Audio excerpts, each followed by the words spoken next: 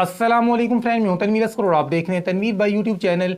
दोस्तों, इस वीडियो के अंदर कॉपीराइट से रिलेटेड कुछ ऐसी इंफॉर्मेशन आपके साथ में शेयर करने वाला हूं जो आप में से अक्सर यूट्यूबर्स नहीं जानते होंगे, चाहे आप कितने भी बड़े यूट्यूबर हैं। आज की वीडियो के अंदर हम कॉपीराइट के बारे में बात करेंगे, बड़ी डिटेल के साथ बात करेंगे। देखिए, आपके चैनल के ऊपर जो स्ट्राइक्स आती हैं, ये दो तरह की स्ट्राइक्स होती हैं। एक होती है कॉपीराइट की स्ट्राइक्स, दूसरी होती है कम्युनिटी गाइडलाइन की स्ट्राइक्स। जब हम इस तरफ आएंगे कम्युनिटी गाइडलाइंस की तरफ, तो ये बहुत ज़्यादा है, इन पर मेरी कई वीडियोस बनेंगी। लेकिन ये जो कॉपीराइट की स्ट्राइक्स हैं या कॉपीराइट वाला जो टॉपिक है, ये इतना ज़्यादा लंबा चौड़ा नहीं है। इस पर मेरी कुछ वीडियोस बनेंगी। आज की वीडियो के अंदर मैं आपको सारी इन्फॉर्मेशन दूंगा। उसके बाद जी बीच में मैं आपको बताऊंगा कि कॉपीराइट की स्ट्राइक कैसे दी जाती है या बाकी चीज़ें, मतलब कॉपीराइट से रिलेटेड जितनी भी चीज़ें हैं उनके टॉपिक्स पर अलग से कुछ वीडियोज़ मेरी बनेंगी। अच्छा जी, बात करते हैं कि ये कॉपीराइट बेसिकली होता क्या है। देखिए, कॉपीराइट का ताल्लुक है क्रिएटर्स के साथ। अब देखें, जैसे मैं क्रिएटर हूं, आप एक क्रिएटर हैं, आप मेरी कोई वीडियो डाउनलोड करते हैं, अपने चैनल के ऊपर अपलोड कर देते हैं, तो मैं आपको स्ट्राइक दे सकता हूं। अब ये पॉलिसीज बनाने का यूट्यूब का मकसद क्या है? यूट्यूब का ये मकसद है कि किसी का हार्ड वर्क दूसरा बंदा चोरी ना करे, उसकी इजाज़त के बगैर किसी का हार्ड वर्क कोई दूसरा बंदा इस्तेमाल ना करे। और दूसरी बात यह कि अगर ये पॉलिसीज़ ना होती तो हम में से अक्सर यूट्यूबर्स अपनी वीडियोस नहीं बनाते। हम लोग क्या करते कि चैनल बनाते, किसी भी सेलिब्रिटी की कोई वीडियो सामने आती है, बॉलीवुड की फिल्म आती है, हॉलीवुड की फिल्म आती है, पाकिस्तानी ड्रामे आते हैं जो कि सुपर हिट होते हैं, हम इनको ही बार बार डाउनलोड करते और यूट्यूब के ऊपर अपने अपने चैनल्स के ऊपर अपलोड करते हैं। हमें अपना कंटेंट बनाने की ज़रूरत ही ना होती। तो यूट्यूब ने इसीलिए मुख्तलिफ पॉलिसीज़ बनाकर रखी हैं ताकि हर क्रिएटर अपना कंटेंट बनाए और दूसरा जो क्रिएटर है जो हार्ड वर्क कर रहा है उसका हार्ड वर्क कोई बंदा चोरी ना करे। अब थोड़ा सा डिटेल से बात करते हैं जी कॉपीराइट के बारे में। देखें, इसका ताल्लुक क्या है, लोगों के साथ है कि आप मेरी चीज़ को चोरी ना करें, मैं आपकी चीज़ को चोरी ना करूं। यहाँ तक ये बात तो सबको पता है कि जैसे मैं एक क्रिएटर हूँ, आप एक क्रिएटर हैं, आप मेरी ऑडियो या वीडियो डाउनलोड करके अपने चैनल के ऊपर अपलोड करते हैं तो मैं आपको कॉपीराइट की स्ट्राइक दे सकता हूँ। ये बात सब जानते हैं। अगर आप मेरी पूरी वीडियो अपलोड करते हैं अपने चैनल पर तो भी स्ट्राइक दे सकता हूँ, और वीडियो का कोई एक छोटा सा पार्ट अगर आप अपलोड करते हैं तो भी मैं आपको यहाँ पर स्ट्राइक दे सकता हूँ। अच्छा, यहाँ पर आपके माइंड में एक क्वेश्चन आने वाला है और वो क्वेश्चन है जी फेयर यूजेज को लेकर, एक्सेप्शंस को लेकर। देखिए, ये जो एक्सेप्शंस हैं या फेयर यूजेज है ना, इनके बारे में अलग से मैं वीडियो बनाऊंगा, लेकिन यहाँ पर जस्ट आपको इतना बता दूं कि फेयर यूजेज पॉलिसी के तहत आटे में नमक जितना कंटेंट आप दूसरे का इस्तेमाल कर सकते हैं। अब यहाँ से आपको समझ जाना चाहिए कि आटा कितना होता है और उसमें नमक कितना होता है, बस इतना ही फेयर यूजेज के अंदर आता है। हालांकि फेयर यूजेज के टॉपिक पर अलग से बड़ी डिटेल के साथ मैं वीडियो बनाऊंगा, लेकिन इस वीडियो के अंदर जो मैंने छोटा सा इशारा दे दिया, ये इशारा इसलिए दिया कि बाज़-औक़ात हमारे यूट्यूबर्स बहुत ज़्यादा कंटेंट इस्तेमाल कर लेते हैं दूसरे बंदे का और उनके माइंड में ये बात बिठा दी गई है कि यार ये फेयर यूजेज है। वो फेयर यूजेज नहीं होता है, उसके ऊपर अगला बंदा आपको कॉपीराइट की स्ट्राइक दे सकता है। तो थोड़ा सा आगे चलते हैं जी। अच्छा, रात के 2:30-3 बजे मैं ये वीडियो बना रहा हूँ और आराम से बात कर रहा हूँ क्योंकि साथ वाले कमरे में मेरे बच्चे सो रहे हैं, तो वो जाग जाएंगे तो मेरे लिए एक टेंशन बन जाएगी। आपने बात को समझना है। देखिए, कॉपीराइट वर्क किसी का भी है, किसी भी सेंस में अगले बंदे का कोई भी काम है, आप उसकी इजाजत के बगैर इस्तेमाल नहीं कर सकते। देखिए, ये बात तो सबको पता है कि अगर हम अगले बंदे की ऑडियो या वीडियो इस्तेमाल करते हैं तो अगला बंदा हमें कॉपीराइट की स्ट्राइक दे देता है। लेकिन ये बात अक्सर लोगों को पता नहीं होती है कि सिर्फ ऑडियो या वीडियो की बात नहीं है, यहाँ पर और भी काफ़ी सारे लीगल केसेस होते हैं, लीगल इश्यूज होते हैं। मिसाल के तौर पर अगले बंदे की इजाज़त के बगैर आप उसका नाम इस्तेमाल नहीं कर सकते, अगले बंदे की इजाज़त के बगैर आप उसकी पिक्चर नहीं दिखा सकते, उसका फेस नहीं दिखा सकते, उसका शनाख्ती कार्ड नहीं दिखा सकते, शनाख्ती कार्ड नंबर नहीं दिखा सकते, पासपोर्ट नहीं दिखा सकते, उसका बैंक अकाउंट नंबर नहीं दिखा सकते, उसका मोबाइल नंबर नहीं दिखा सकते, उसका ईमेल एड्रेस नहीं दिखा सकते, उसकी कोई भी पर्सनल डिटेल्स हैं तो आप वो चीज़ नहीं दिखा सकते। इन सारी चीज़ों को लेकर भी वो बंदा आपकी वीडियो के खिलाफ रिपोर्ट कर सकता है। लेकिन यहाँ पर हमें बताया जाता है कि सिर्फ दो ही चीज़ें हैं जी कॉपीराइटेड, एक ऑडियो है और एक वीडियो है। यहाँ पर मैं आपको बताऊं, अगर अगले बंदे का कॉपीराइटेड जो वर्क है वो रिटन फॉर्म के अंदर है तो भी वो आपकी वीडियो के खिलाफ रिपोर्ट कर सकता है। ये बातें यहाँ पर बताई नहीं जाती हैं, इसलिए हमारे यहाँ पाकिस्तान के अंदर देखा जाए तो कुछ ऐसे भी सादा कह लें या बेवकूफ़ यूट्यूबर्स होते हैं कि वो दूसरे लोगों को धो रहे होते हैं अपनी वीडियोस के अंदर, उनके खिलाफ वीडियोस बना रहे होते हैं, थंबनेल के ऊपर उनकी पिक्चर लगाई होती है या अपनी वीडियो के अंदर उनकी वीडियो का कोई ना कोई पार्ट उन्होंने लगाया होता है। उनको ये पता नहीं है कि ये चीज़ आप इस तरीके से इस्तेमाल नहीं कर सकते। आप जिस चीज़ को फेयर यूजेज का नाम दे रहे हैं, ये चीज़ फेयर यूजेज में नहीं आती है। असल बात यह कि आप जिसकी पिक्चर या जिसकी ऑडियो वीडियो इस्तेमाल करके उसी को धो रहे हैं अपनी वीडियो में, उसको सही तरीके से रिपोर्ट करनी नहीं आती, वरना यकीन करें वो आपके चैनल की ऐसी की तैसी कर देगा।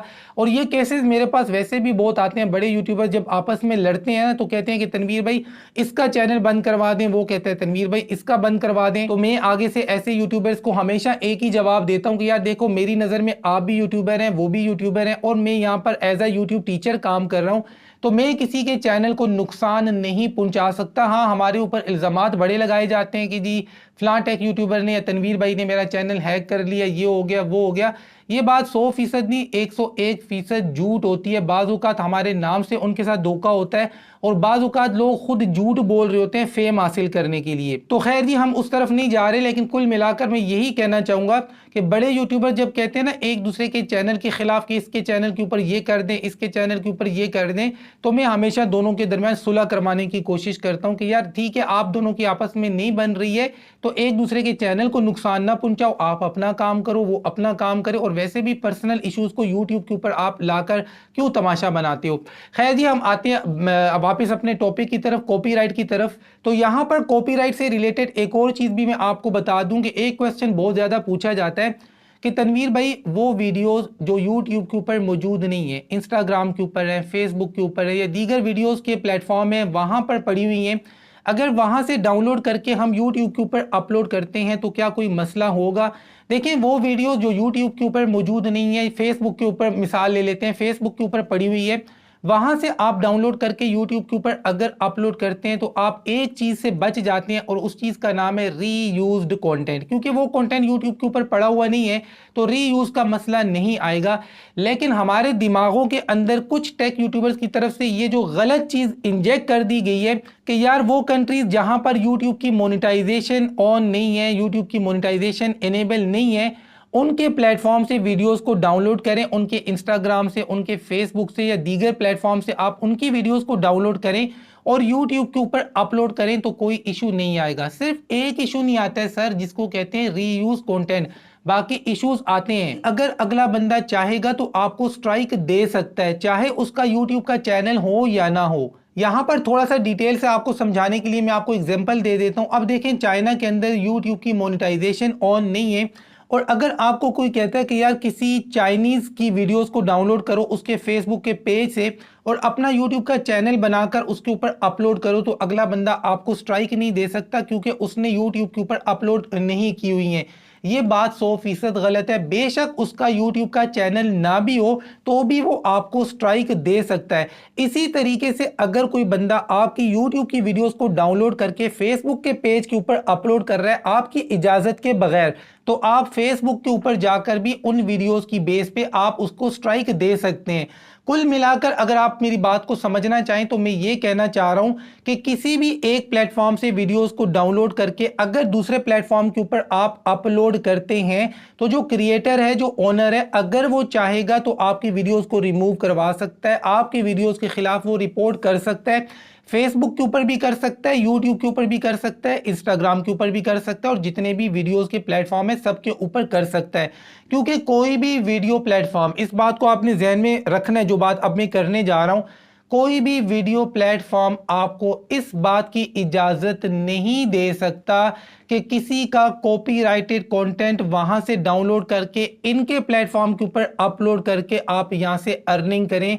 इसकी इजाजत कोई भी अच्छा बड़ा प्लेटफॉर्म आपको नहीं दे सकता। क्योंकि भाई जितने भी लोग ऑनलाइन काम कर रहे होते हैं इनको लगता है कि बस यूट्यूब की पॉलिसी सारा कुछ है, तो ऐसा नहीं है। अगर आप ऑनलाइन काम कर रहे हैं तो आपको पता है यूट्यूब से हटकर भी कुछ पॉलिसीज होती हैं, कुछ कवानीन होते हैं, कुछ कोर्ट्स होते हैं, कुछ अदालतें होती हैं, कुछ मुल्की कवानीन होते हैं, बहुत सारी चीज़ें मैटर कर रही होती हैं। तो कोई भी बड़ा प्लेटफॉर्म आपको इस बात की इजाज़त नहीं दे सकता कि दूसरे प्लेटफॉर्म से वीडियोस को डाउनलोड करें, हमारे प्लेटफॉर्म के ऊपर अपलोड करें, मोनेटाइज करें, पैसा कमाएं। लीगली कोई आपको इसकी परमिशन दे सकता नहीं है। मैं ये नहीं कह रहा हूं कि देता नहीं है, वो देना चाहें तो भी नहीं दे सकते हैं, क्योंकि उन प्लेटफॉर्म के ऊपर भी कुछ पॉलिसीज हैं, कुछ कवानीन हैं जो उनके ऊपर भी लागू होते हैं। कोई भी बड़ा प्लेटफॉर्म आपको इस बात की इजाजत दे ही नहीं सकता है। उसके बाद ये आगे बात करते हैं कॉपीराइट के बारे में कि अगर आप किसी का कॉपीराइटेड कंटेंट इस्तेमाल करते हैं ऑडियो की शक्ल में या वीडियो की शक्ल में, अगले बंदे को कैसे पता चलता है। देखिए यहाँ पर एक टूल है जिसका नाम है कॉपीराइट मैच टूल। जितने भी मोनेटाइज चैनल हैं सब के पास कॉपीराइट मैच टूल होता है। आप मेरी वीडियो पूरी वीडियो अपलोड करते हैं या मेरी वीडियो का कोई हिस्सा डाउनलोड करके काट पीट के अपनी वीडियो के अंदर इस्तेमाल कर देते हैं, तो कॉपीराइट मैच टूल मुझे बता देगा कि फलां बंदे ने, फलां चैनल ने आपकी पूरी वीडियो या इतने फीसद आपकी वीडियो का हिस्सा अपने चैनल के ऊपर अपलोड किया है, तो मैं बड़ी आसानी से आपको स्ट्राइक दे दूंगा। ये बात मुझे किसने बताई है? कॉपीराइट मैच टूल ने। इसी तरीके से कुछ चैनल के ऊपर कंटेंट आईडी होता है, कुछ लोगों को कंटेंट आईडी मिला होता है। आप जैसे ही उनकी वीडियो को डाउनलोड करके अपने चैनल के ऊपर अपलोड करते हैं, आपके पास क्लेम आ जाता है। खास तौर पे जो म्यूजिक के चैनल्स हैं, जो सॉन्ग्स के चैनल हैं, आपने देखा होगा कि कई दफा आप अपनी वीडियो के अंदर कोई म्यूजिक इस्तेमाल करते हैं, वीडियो अपलोड करते हैं, तो आपके पास क्लेम आ जाता है। ये क्लेम ऑटोमेटिकली आता है। इसका मतलब यह है कि अगले बंदे को कंटेंट आईडी मिला हुआ है जिसका आपने म्यूजिक इस्तेमाल किया है। और यहां पर आपने ये भी देखा होगा कि बाज़ औक़ात आप किसी का म्यूजिक इस्तेमाल करते हैं तो आपकी वीडियो के ऊपर ब्लॉक लिखा हुआ आ जाता है। आप परेशान होते हैं कि यार मेरी वीडियो को वर्ल्ड वाइड या कुछ स्पेसिफिक कंट्रीज के अंदर ब्लॉक क्यों किया गया। तो भाई आपकी उस वीडियो को ब्लॉक इसलिए किया जाता है, उसके अंदर जो म्यूजिक आपने इस्तेमाल किया होता है वो आपकी क्रिएशन नहीं होती है।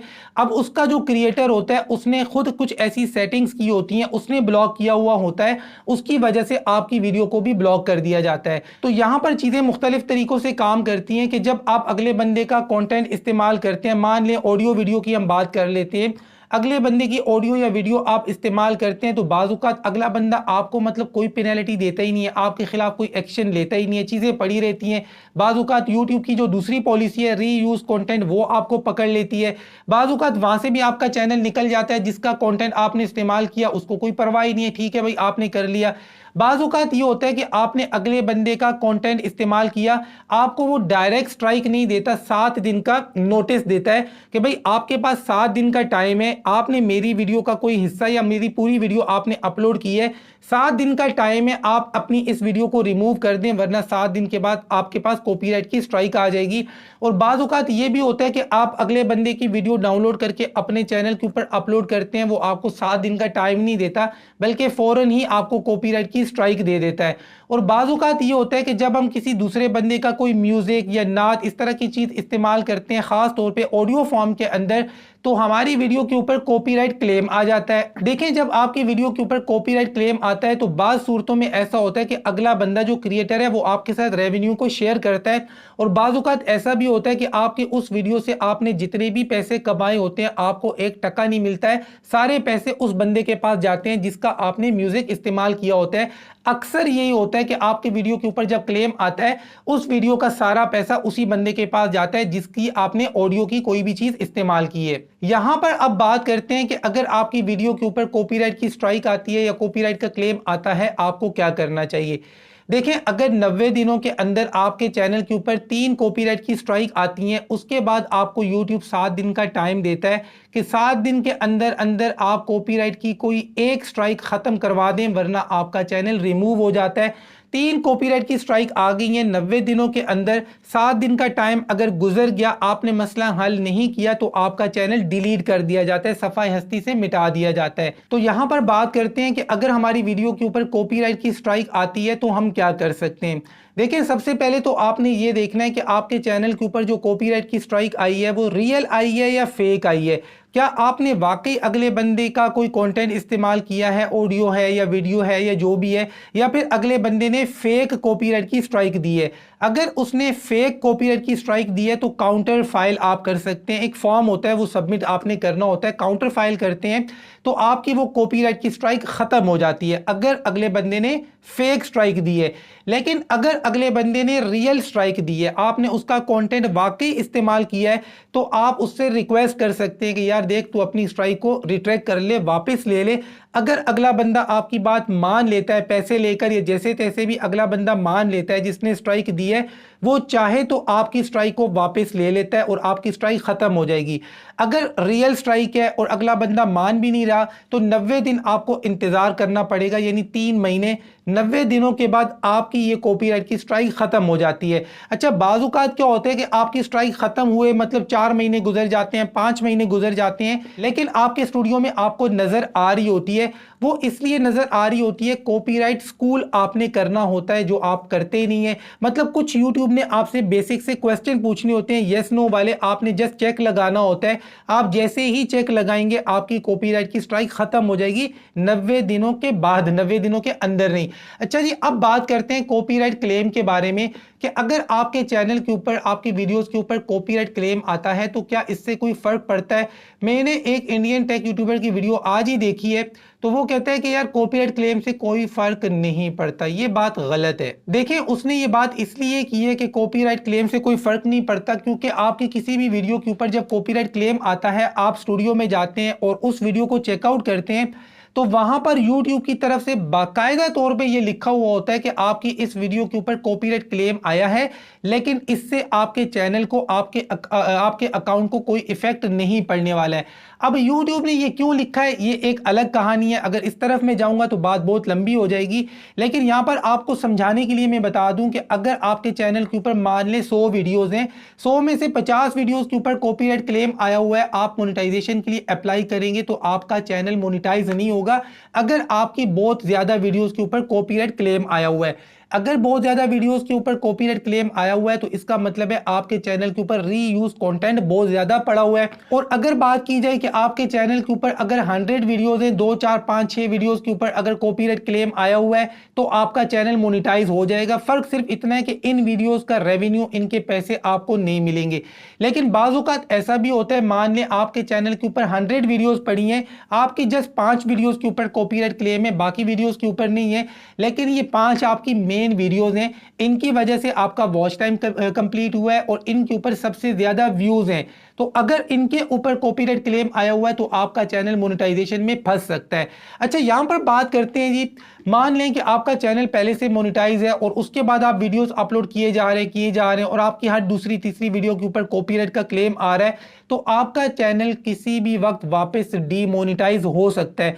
कुल मिलाकर यहां पर हम ये नहीं कह सकते कि यार कॉपीराइट क्लेम से कोई फर्क नहीं पड़ता।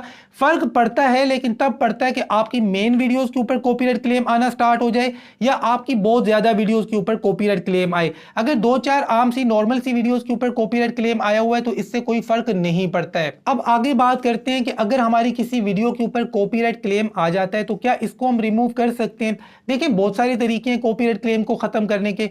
अब मान लें आपकी 10 मिनट की वीडियो है, उसमें 2 मिनट का आपने किसी का म्यूजिक इस्तेमाल किया और उस म्यूजिक के ऊपर आपको कॉपीराइट क्लेम मिल गया। सबसे पहली चीज कि आप वीडियो का वो जो हिस्सा है, वो जो पार्ट है, उसको क्रॉप करके काट दें। 10 मिनट की वीडियो में से 2 मिनट काट देंगे, 8 मिनट की वीडियो पड़ी रहेगी, कॉपीराइट क्लेम आपका खत्म हो जाएगा। दूसरा ऑप्शन आपके पास ये है कि ये जो 2 मिनट का म्यूजिक है, आप इसको म्यूट कर दें, खामोश कर दें इस हिस्से को, तो भी कॉपीराइट का क्लेम खत्म हो जाएगा। तीसरे नंबर पे इस म्यूजिक को आप YouTube ऑडियो लाइब्रेरी के म्यूजिक के साथ रिप्लेस कर देते हैं, चेंज कर देते हैं, तो भी आपका कॉपीराइट क्लेम खत्म हो जाएगा। 3 तरीके हैं जी। अच्छा, यहां पर एक और बात भी आपके साथ शेयर कर दूं कि अगर आपके चैनल के ऊपर कॉपीराइट की स्ट्राइक आती है तो आपने वीडियो को रिमूव नहीं करना होता है। अगर आप रिमूव कर देते हैं, बाद बाद में आपको पता चलता है यार ये तो फेक स्ट्राइक थी, तो बाद में पता चलने से फिर कोई फायदा नहीं है अगर आपने वीडियो को रिमूव कर दिया। याद रखें, कॉपीराइट की स्ट्राइक अगर आपके चैनल आपकी वीडियो के ऊपर आती है तो वीडियो को डिलीट करने से स्ट्राइक कभी खत्म नहीं होती। यहां पर दो चीजें हैं, अगर आपके वीडियो के ऊपर क्लेम आता है और आप वीडियो को रिमूव करते हैं तो क्लेम खत्म हो जाता है, लेकिन वीडियो को डिलीट करने से स्ट्राइक कभी खत्म नहीं होती। देखिए, क्लेम अगर आता है तो मैं आपको ये नहीं कहता हूं कि आप वीडियो को डिलीट करें। आपको मैंने 3 तरीके बताए हैं, इनमें से किसी भी एक तरीके के ऊपर अमल करके आप कॉपीराइट क्लेम को खत्म कर सकते हैं। तो आज की वीडियो में बस इतना ही। उम्मीद करता हूं आज की वीडियो आपको अच्छी लगी होगी, कुछ नया भी सीखने को मिला होगा। खास तौर पे ये जो चीज मैंने आपको बताई है कि जो कंटेंट यूट्यूब के ऊपर मौजूद नहीं है, फेसबुक के ऊपर पड़ा हुआ है, आप वहां से डाउनलोड करके यूट्यूब के ऊपर अपलोड करते हैं तो इसके ऊपर भी आपको स्ट्राइक मिल सकती है। और साथ ही साथ मैंने आपको यह भी क्लियर कर दिया कि किसी का नाम, किसी की पिक्चर, किसी की पर्सनल डिटेल्स अगर आप अपनी वीडियोस में शो करते हैं तो अगला बंदा आपके खिलाफ एक्शन ले सकता है। मिलते हैं जी इंशाल्लाह नेक्स्ट वीडियो में, तब तक के लिए अल्लाह हाफिज। और आपने मुझे इस वीडियो से रिलेटेड कमेंट्स में बताना है क्या आपको आज की वीडियो में मजा आया है, ऐसी वीडियोस आगे देखना चाहेंगे या नहीं।